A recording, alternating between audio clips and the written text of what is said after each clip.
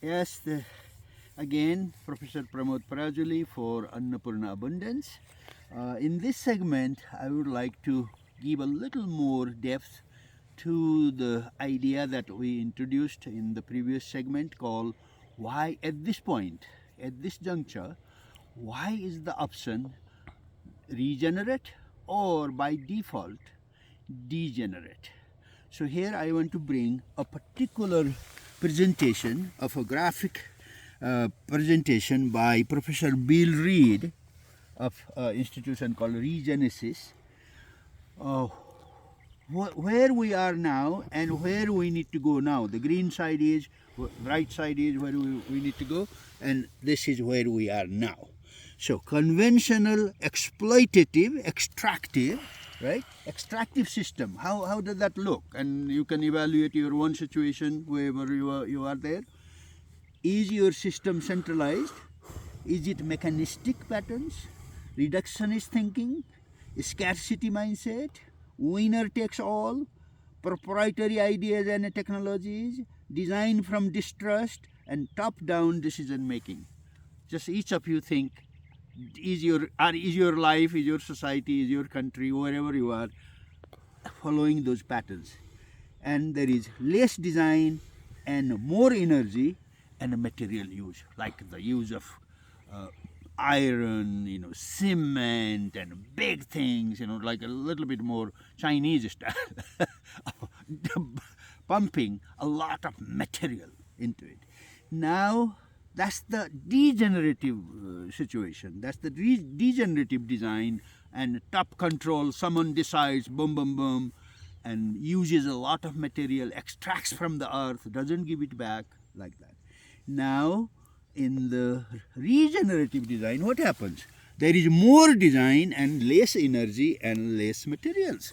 And at some point, I will be talking about in Nepalese and the Himalayan context, for example, use of bamboo rather than cement, right? So we will illustrate that. So here, living system design, what happens there? Instead of centralized, it is decentralized and distributed. The power, authority, decision making is distributed to the most local level. Ecological patterns are looked into, for example, the bioregion, where the river is flowing, where the mountain is, where the valley is, where food comes from, these are considered. Holistic thinking rather than mechanistic thinking. Abundance mindset rather than, here comes the Annapurna abundance. The mindset is we can create abundance because biosphere is abundant. And here I want to mention the Chicago School of Economics, that which became the kind of Reaganomics and all this, based on scarcity, so that the top 10% can get so much, and for the rest of the people, everything is scarce.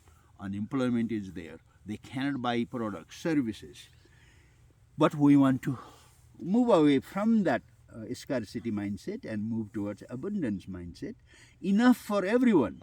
Open source ideas and tech. For example, we are doing, I am not charging you anything. If you like some idea, please go ahead and elaborate and implement and send me a postcard or email, but you don't even have to do that. Just do it. Design from trust and participatory sense making. So, from the red side, right, we are now moving towards regenerative, and it is increasing more and more and more, restorative and thriving regenerative.